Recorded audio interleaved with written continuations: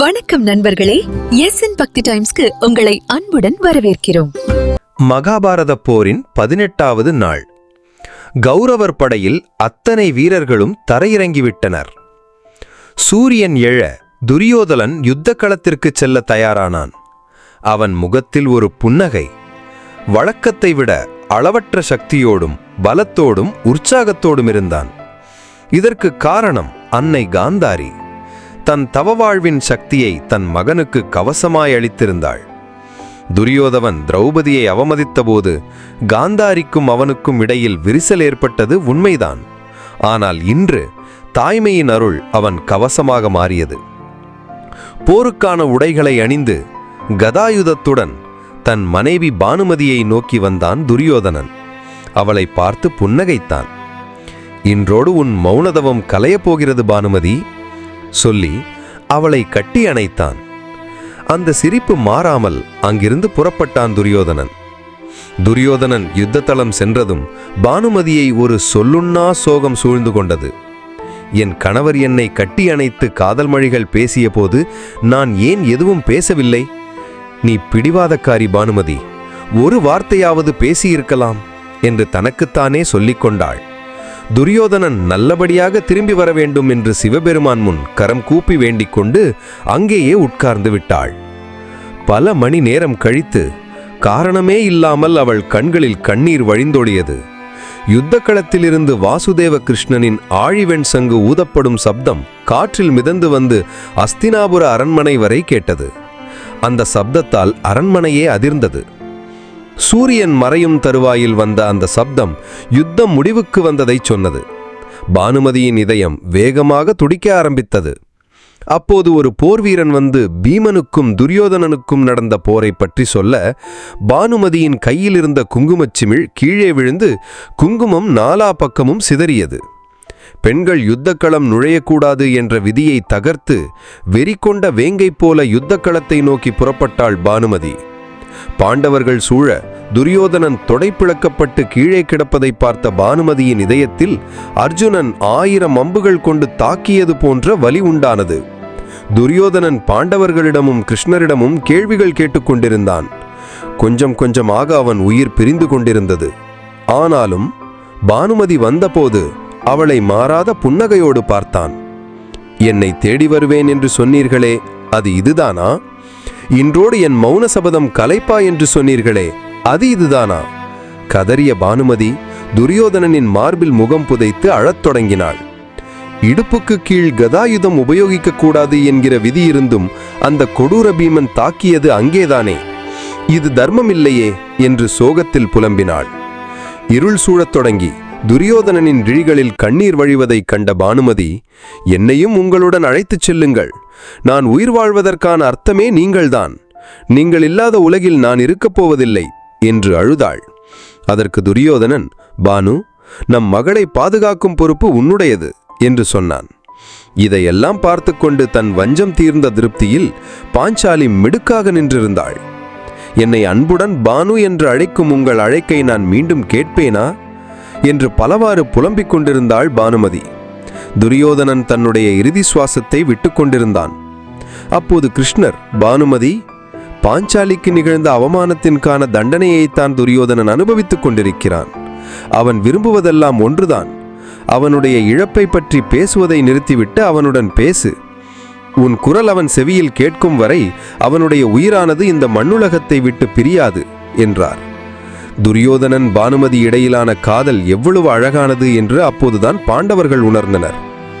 என் அன்பு துரியோதனா என்று கதறி அழுதாள் பானுமதி. துரியோதனன் கண்களில் பானுமதியை சுயம்பரத்தில் பார்த்தபோது இருந்த அதே காதல் இறக்கும் போதும் தெரிந்தது. சிரிப்பு மாறாமல் எதையோ ஒன்றை வென்ற ஆத்ம திருப்தி இருந்தது அவன் முகத்தில். பாண்டவர்கள் கூட இல்லாத வெற்றி களிப்பு துரியோதனன் முகத்தில் தெரிய பானுமதியின் கைகளை தன் நெஞ்சில் வைத்துக்கொண்டு புன்னகை மாறாத முகத்துடன் மெல்ல மெல்ல விழிகளை மூடினான் துரியோதனன். அவன் உயிர் பிரிந்தது. என்னையும் உன்னோடு அழைத்துச் சென்றிருக்கலாமே மன்னவா, எந்த தயக்கமும் இன்றி வந்திருப்பேனே. இனி என்னை பின்னிருந்து அணைத்து கங்கை கரையோரம் தூக்கிச் சென்று காதல் புரிந்திட என் அன்பு கணவன் உயிரோடு இல்லையே. கூடு மட்டும் இங்கிருக்க உயிரானது துரியோதனனிடமே சென்றது. கண்ணீர் மல்க அழுது புலம்பினாள் பானுமதி.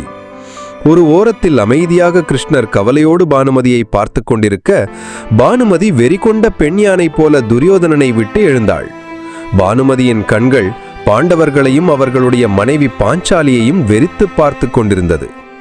இதயமே நொறுங்கி போகும் வலியோடு பாஞ்சாலியை பார்த்தாள் பானுமதி. உன் சபதம் நிறைவேறிவிட்டது அல்லவா பாஞ்சாலி? இப்போது என் கணவர், என் மகன் லக்ஷ்மணகுமாரனை திருப்பிக் கொடு பாஞ்சாலி. கை நீட்டி யாஜகம் கேட்பது போல கேட்ட பானுமதியின் விழிகளில் வழிந்து கொண்டிருந்தது கண்ணீருக்கு பதிலாக செந்நீர். பானுமதியின் கேள்விகளால் பாஞ்சாலியின் பெரிய கரிய விழிகள் அகல வெறிக்க பதில் சொல்ல முடியாமல் ஸ்தம்பித்து போய் நின்றாள். வாசுதேவரும் அமைதியுடன் எதுவும் பேசாமல் நின்றிருந்தார். கிருஷ்ணன் திரௌபதிக்கு மட்டும் தோழனில்ல, பானுமதிக்கும் தோழன்தான். துரியோதனன் பானுமதியின் காதல் எப்படிப்பட்டது என்பது கிருஷ்ணருக்கு மிக நன்றாக தெரியும். தொடர்ந்த பானுமதி, உன் பழி தீர்ந்து விட்டது அல்லவா பாஞ்சாலி? உன் மனமும் தான் அமைதி கொண்டதே, இனியும் ஏன் தாமதம்? என் கணவரை திருப்பிக் கொடு என்று கதறிய பானுமதியை மேலிருந்து கீழ்வரை பார்த்த பாஞ்சாலி, உனக்கு புத்தி பேதலி விட்டதா பானு என்று கேட்டாள். இல்லை, முன்பை விட தெளிவாகத்தான் கேட்கிறேன். என் கணவரை திருப்பிக் கொடு. இதே போல அபிமன்யுவின் தாய் சுபத்ரையும், அரவானின் தாய் நாக இளவரசி உளுப்பியும், கடோத்கரஜனின் தாய் இடும்பியும் என எல்லோரும் உன்னிடம் வந்து நின்றால் என்ன செய்வாய் பாஞ்சாலி? சிவந்த விழிகளுடன் பானுமதி கேட்க பதில் சொல்ல முடியாம திரௌபதி தரையை பார்த்தபடி மௌனமாயிருந்தாள். உலகில் எந்த பெண்ணும் செய்ய அருவருக்கத்தக்க செயலை நீ செய்திருக்கிறாய். யுத்தக்களம் புகுந்த துஷ்யாதனனின் மார்பை கிழித்து குருதியில் மூழ்கியாயே, உன் இரத்த தாகம் தீர்ந்ததா பாஞ்சாலி? இனி வரும் காலங்களில் இத்தனை உறவுகளை இழந்து நீ பெற்ற வெற்றியை எப்படி கொண்டாடப் போகிறாய் பாஞ்சாலி என்று பானுமதி கேட்க சட்டென்று இடைமறித்தான் பீமன். இவளிடம் என்ன பேச்சு? பாஞ்சாலி நீ வா என்று மனைவி கைப்பிடித்து அழைத்துச் செல்ல முயற்சிக்க பானுமதி அவர்களை போக விடவில்லை.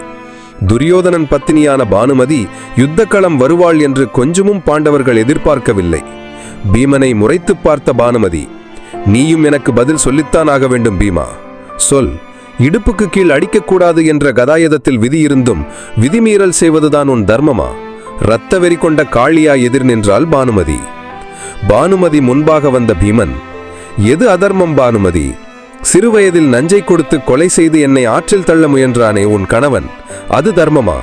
அரக்க மாளிகைக்கு தீமூட்டி எங்களை எரிக்க பார்த்தானே, அது தர்மமா? பாஞ்சாலியை மானபங்கப்படுத்தினானே உன் கணவன், அது தர்மமா?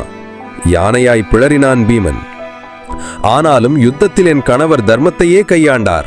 உன் உடல் முழுக்க காயங்கள் இருந்தாலும் ஒரு காயமாவது உன் இடுப்புக்கு கீழ் இருக்கிறதா? இது வல்லவா யுத்த தர்மம் என்று இடிந்த குரலில் பீமனுக்கு பதில் சொன்னாள் பானுமதி. பொறுமை இழந்த பீமன் வாய் திறக்க முயற்சிக்க அதற்கு அனுமதி அவனுடைய தும்பிக்கை போன்ற கைகளை பிடித்து தடுத்தார் கிருஷ்ணர். நான் பார்த்துக் கொள்கிறேன் என்பது போல சைகை காண்பித்து, பீமா, ஆற்றங்கொள்ளலால் ஆகாது. நடக்க முடிந்த செயல்களுக்கு அவள் என்ன செய்வாள்? அமரத்துவம் கண்டவன் இவள் கணவன். ஆதங்கம் இருக்கத்தானே செய்யும். நான் பேசிக்கொள்கிறேன். பீமனை அமைதிப்படுத்தி பானுமதியை நோக்கி திரும்பி புன்னகைத்தார். நிகழ்ந்த யுத்தத்தில் உனக்கு ஏற்பட்டது பெரும் இழப்புதான் பானுமதி. அதற்கு பாஞ்சாலியை காயப்படுத்துவதில் எந்த பயனும் இல்லை. ஆம் மாதவா, பாஞ்சாலியை குறை கூறுவதில் நியாயமில்லைதான். மேதை என்று நினைத்து கொண்டிருக்கும் பேதை இவள். சகுனி உருட்டியதோ உயிரற்ற பகடைகள்தான். ஆனால் தான் உருட்டியதோ உயிரும் உணர்வும் சதையும் இரத்தமும் உள்ள பகடைகள். அதில் ஒருத்திதான் இதோ இந்த பாஞ்சாலி. இங்கு நடந்த யுத்தம் தனக்கு நீதி கிடைக்கவே நடந்தது என்று நினைத்து கொண்டிருக்கிறாள் இவள். உலகத்திலேயே மிகப்பெரிய முட்டாள் இவள். தாங்கள் எண்ணியது இதோ இந்த நிற்கிறானை வில்லில் சிறந்த விஜயன். இந்த பொம்மலாட்ட பொம்மையை ஆட்டி வைத்து நினைத்ததை வென்றுவிட்டீர்கள் இல்லையா வாசுதேவரே என்று பானுமதி கேட்க பாண்டவர்கள் அனைவரும் தலைகுனிந்து நின்றனர். மாதவா, இவளுடன் தாங்கள் நின்று நிதானமாக உரையாட வேண்டிய அவசியமில்லை. இவளை இங்கிருந்து அனுப்பிவிடுங்கள், இங்கிதம் தெரியாதவள் என்று அர்ஜுனன் சொல்ல, இல்லை பார்த்தா, அவள் என் தோழி.